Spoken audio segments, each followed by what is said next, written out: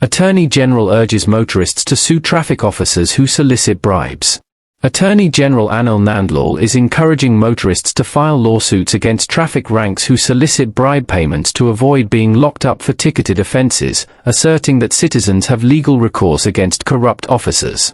Speaking on his Issues in the News program, Nandlal acknowledged that despite measures being implemented, some traffic officers continue soliciting bribes from motorists under the pretext that they will spare them jail time for certain traffic offences, many of which do not carry any threat of incarceration. That is why we are making these offences ticketed offences, so retain a lawyer and you will sue him and you will have to sue the Attorney General too, so I will get involved, you don't have to pay bribe, Nandlal said. The government has been working on revising traffic laws and has converted several traffic offences into ticketed offences, reducing police discretion to detain motorists. Nandlal stressed that while motorists have a duty to comply with traffic laws, those laws clearly spell out the penalties attached. There are very few traffic offences for which a police officer can detain you, very few, so why are you paying bribe? The Attorney General questioned. Nandlal emphasized that corruption cannot occur without participation from both parties, the briber and the bribee. He called on citizens to take action if solicited for bribes. Corruption has two players, the briber and the bribee. Corruption can't take place unless the two actors act. If a bribe is asked of you, you have a cell phone, take their photograph and make it public, you cannot be locked up for a traffic offense, Nandlal stated. The Attorney General noted that the authorities have received numerous complaints about bribery by traffic officers and acknowledged that the issue must be addressed more seriously. While encouraging motorists to resist corrupt solicitations, Nandlal also urged continued compliance with traffic laws by all road users. The dual approach aims to both combat police corruption and ensure safer roadways across the country. 2020 elections trial to move to Jekam headquarters for court-ordered site inspection. The ongoing trial into the disputed 2020 general and regional elections is set to relocate to the Guyana Elections Commission, Jekam, headquarters on High Street, Kingston, Georgetown on Thursday for a court-ordered inspection of a key location central to the proceedings. The visit is scheduled for 10 o'clock hours and forms part of judicial efforts to give the court, prosecution, and defense teams a first-hand understanding of the physical spaces referenced throughout the trial. The Jekam headquarters has been described in court as a critical locus in the case. A similar inspection of Ashman's building, which housed the Jekam Command Center during the disputed election process, was already completed. Jekam Chair retired Justice Claudette has confirmed that access to the headquarters is granted and the visit can be accommodated as scheduled. During the inspection, the magistrate, prosecution, and defense teams will conduct pointing out, marking, measuring, and recording of relevant areas.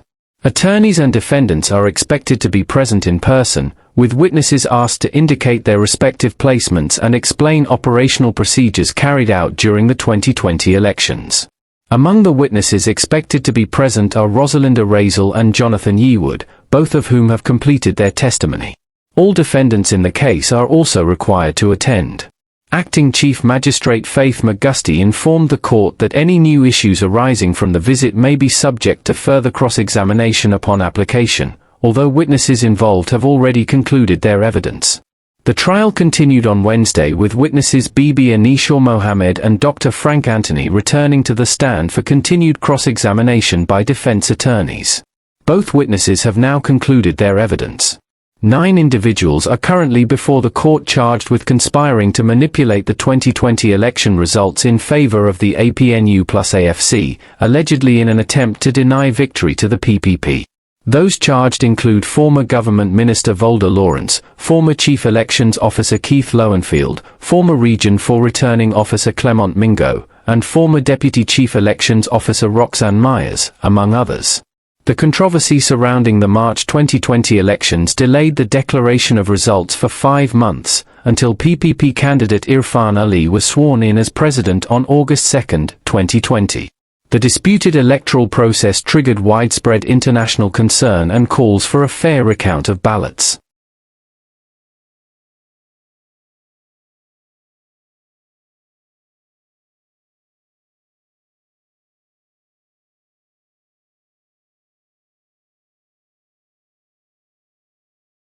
Minister calls for major shift in workplace safety culture, rejecting high-stress jobs as norm. Minister of Labour and Manpower Planning Keoma Griffith has called for a fundamental transformation in how workplace safety is approached, arguing that jobs should not expose workers to stress, depression, or unsafe conditions. Speaking at the opening of the Occupational Health and Safety Village and Job Fair on Main Street, Georgetown on Wednesday, Griffith rejected the notion that high-stress workplaces are an inevitable part of employment. Our jobs are not stress environments. We should not be susceptible to stress and depression and unhappiness at the job, Griffith stated. The minister referenced statements from the International Labour Organization, ILO, to underscore that psychosocial health is essential to productivity and overall worker well-being.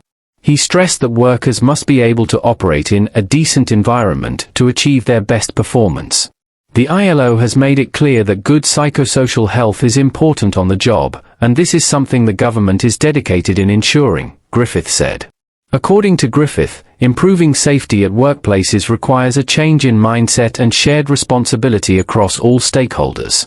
He emphasized that everyone has a significant role to play in creating safer work environments.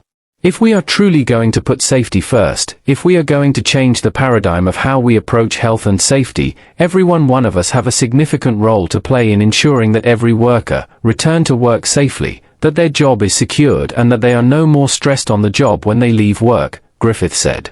Occupational Health and Safety Month is being observed throughout April under the theme, Good Psychosocial Working Environments, a pathway to thriving workers and strong organizations, reflecting the government's broader commitment to comprehensive workplace wellness that extends beyond traditional occupational hazards.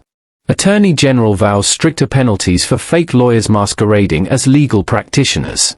Attorney General Anil Nandlal SC has raised alarm over a growing problem of unqualified and uncertified individuals fraudulently representing themselves as lawyers and offering legal services to unsuspecting citizens.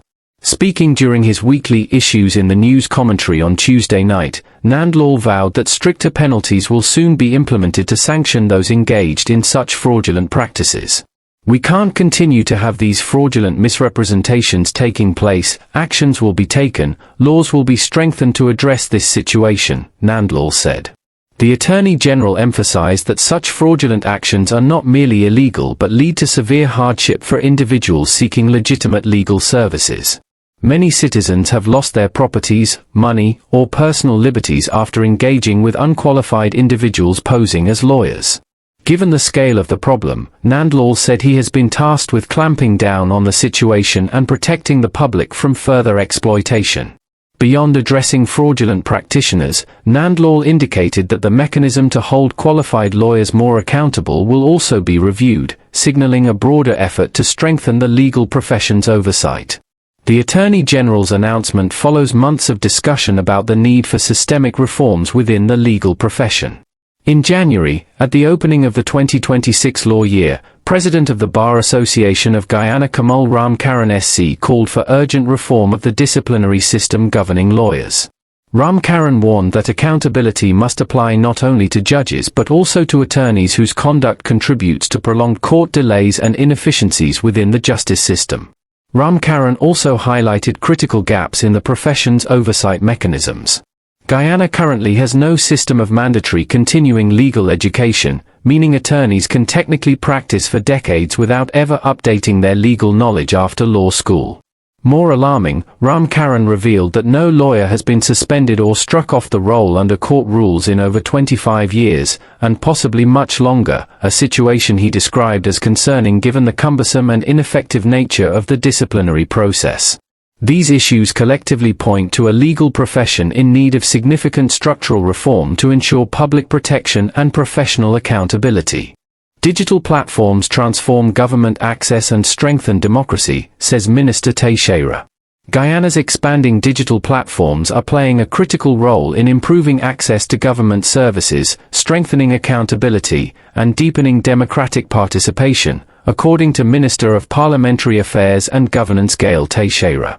Speaking at the National Stakeholders Forum titled, Strengthening Access and Accountability Through Digital Platforms, held Tuesday at the World Trade Center, Georgetown, Teixeira highlighted how government investments in connectivity and locally designed digital systems are transforming citizen-state interactions.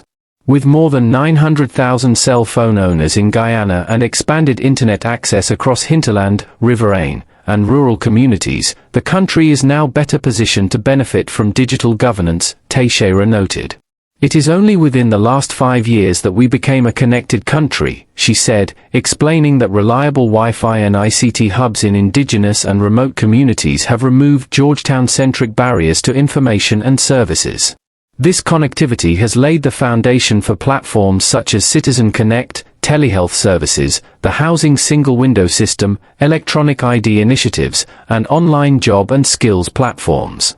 These platforms are based on the premise that we have connectivity. If you didn't have connectivity, you wouldn't be able to have these platforms, Teixeira stated. The minister emphasized that digital systems are directly linked to constitutional rights, particularly Article 13, which promotes citizen participation in decision-making. By allowing citizens to raise complaints, request appointments, apply for services, and engage ministries directly, digital platforms are enhancing inclusion, consultation, and democratic governance. The more citizens can participate through the use of digital platforms, that is, in fact, enhancing our democracy and our human rights platforms, she said. Teixeira highlighted significant anti-corruption benefits of digital services.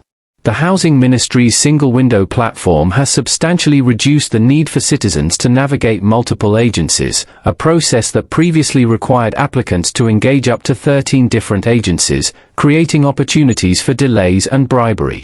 With that system being introduced, it has removed opportunities for persons to request bribes or to pay bribes, Teixeira explained. Digital platforms also help the government respond more effectively by providing real-time data on complaints and community issues, allowing for better decision-making and more targeted use of resources.